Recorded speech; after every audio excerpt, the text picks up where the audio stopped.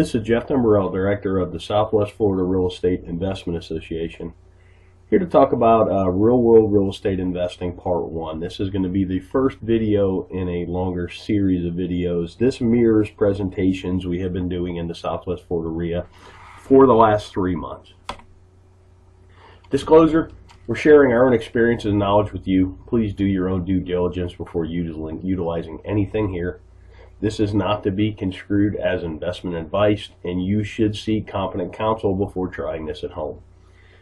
In the past 3 years, we've assisted and advised and had ownership interests in several private equity entities that employed over $14 million in capital in the Florida market, which gave us not only unique insight as to the amount of business we've done, it also gave us some great insight into how institutionalized investors employ capital.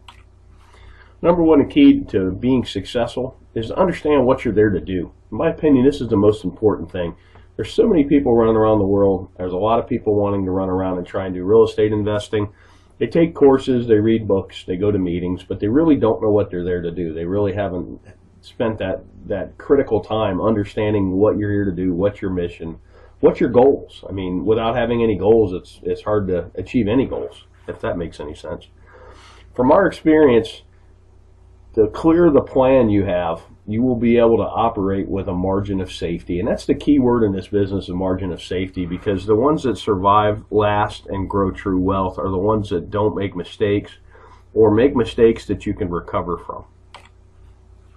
Investing in real estate. Investment is the purchase of an asset or an item with the hope that it will generate income or appreciate in the future and be sold at a higher price. Keyword, the future, for investing. So what does that mean? The act of committing capital to an endeavor with the expectation of obtaining an additional income and or profit. That's what investing is. Something I've learned over the years, it's kind of like a narrative. It's a why in the road when you're talking to somebody that's in real estate. Are they a trader or are they an investor? Investors buy and hold. They get a return from the assets they own. Traders wholesale. Traders fix and flip.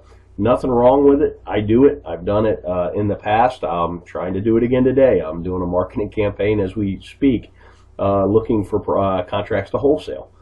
With that said, it's two different narratives and even two different valuation processes, investor versus trader. You need to recognize the difference between the two. Basic questions for an investor. How much capital are you employing? What's your desired rate of return? When are you going to need this capital back? And then what's your risk tolerance? Those 4 questions are how you determine what you're there to do. Then we'll talk about capital. There's an opportunity cost of capital, and particularly when you're raising capital, which I've been part of some private equity raises, you really need to understand what other opportunities are out there for investors, because generally why would you buy a piece of real estate that pays you 2% a year with all the headaches associated with that, when if you could at the same time own a CD at 5 with none of the headaches. Give you a chart on 10-year T-bills, talk about opportunity cost. You can really see the recession, the Lehman Brothers crash really killed yields, but it's killed yields no matter what. I mean, pretty much at the time I'm talking about this, yields for a 10-year T-bill are bouncing between 2.6 and 2.8%. That's a terrible yield, particularly with the amount of money they're printing. And you go back 10 years, and this is why investment real estate has become so popular, because it's one of the few places you can get a yield. Here's CD rates from 1984 on, and if you notice, about early 2000s, everybody got excited about real estate, and that's because the CD rates of return just continued to go down. So right now, my God, on a 1-year CD, you're getting not even 1%. That makes real estate attractive, and that's something to watch as well.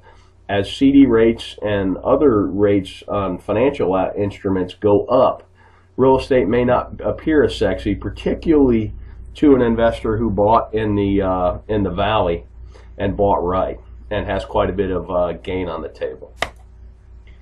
So opportunity costs in the real world. We already kind of talked about this. Most investors we know are looking for at least 6% a year. I know guys that are even looking for 15%, and that's a cash on cash, not an internal rate of return. That would be a whole nother video that could be a whole day's worth, understanding the difference between the two.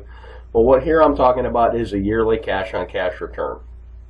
And you got to be mindful of unrealistic expectations. I've seen people that have pitched 30% returns, and I've seen investors that are looking for 30% returns. And it's really hard to do. There's a lot of randomness and a lot of happenstance, and you're going to lose a lot more than you're going to win when you're dialing up those kind of deals. Unrealistic returns can lead to bad decision making because you seem to be chasing the golden goose instead of chasing a stable investment that pays you to own it.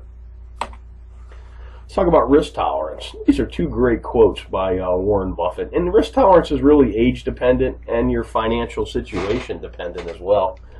But here's a great quote. Look at the market fluctuations as your friend rather than your enemy. Profit from folly rather than participate in it. And that's most real estate investors. You're supposed to be a contrarian. I kind of put the world in, you're either a salmon or you're a lemming. You're either running with the crowd or you're running against the crowd. And here's another great one. The main danger is that the timid or beginning investor will enter the market at a time of extreme exuberance and then become disillusioned when the paper losses occur. The key is to not panic and do math-based risk assessments and then math-based evaluations and then sit down and decide what you're doing.